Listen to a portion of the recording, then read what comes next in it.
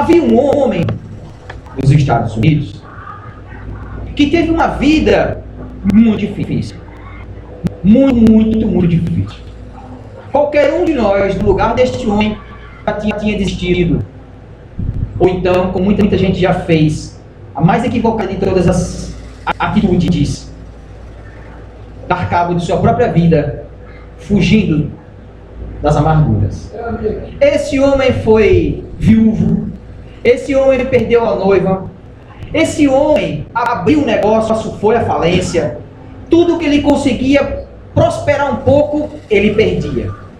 Foram anos seguidos de derrota após derrota. Se candidatou a político da sua região, perdeu. E outro mandato, perdeu. Todo mundo ria desse homem, dessa criatura. Um dia, no ano de 1860, este homem decide se candidatar à presidência. Mas as pessoas da sua região, lá do norte dos Estados Unidos, riram. Você, candidato? Homem, você fracassou em todos os pleitos. O que tu vai fazer aí, homem? Vai ser um vexame nacional. Pois no ano de 1860, Abraham Lincoln foi eleito presidente dos Estados Unidos. Uma vida de muito sofrimento e luta. Um homem simples, um homem humilde e ao mesmo tempo erudito. Um homem sábio, um homem equilibrado. Naquela época, os Estados Unidos, eles passavam por uma divisão muito grande. O norte progredia muito rapidamente no campo das indústrias, na industrialização, eles progrediam no comércio, estavam prosperando. E lá se trabalhava com o trabalho assalariado. Lá a mão de obra era trabalho assalariado, no norte dos Estados Unidos. Já a região sul, eles não prosperavam tanto. O avanço deles era muito menor. Eles eram praticamente agrícolas, eminentemente ruralistas. E a mão de obra era escrava.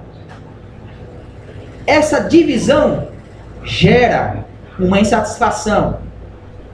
E quando Abraham Lincoln foi eleito, o sul, as pessoas do sul, ficaram realmente desgostosas, porque todo o norte era abolicionista.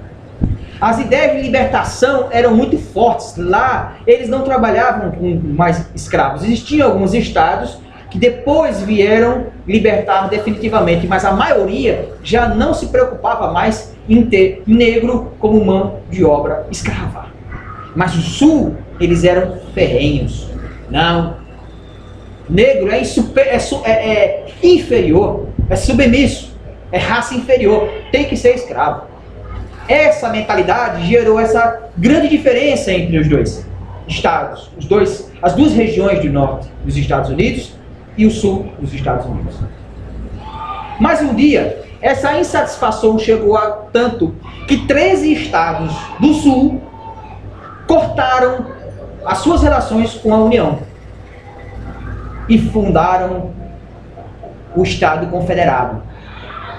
Os Estados Confederados, os rebeldes. E isso, por medo da expansão abolicionista, atacaram um forte na Carolina do Sul.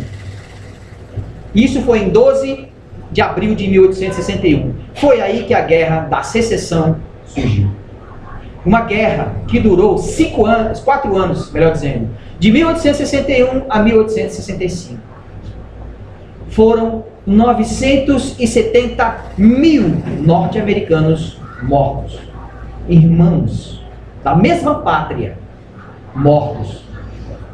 Uma guerra que levou muito sangue às terras norte-americanas.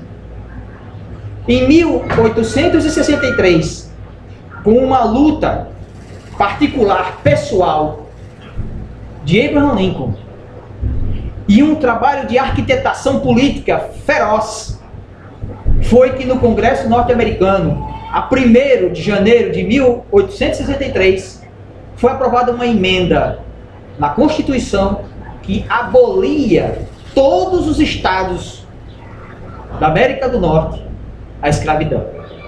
Acabava-se o trabalho escravo.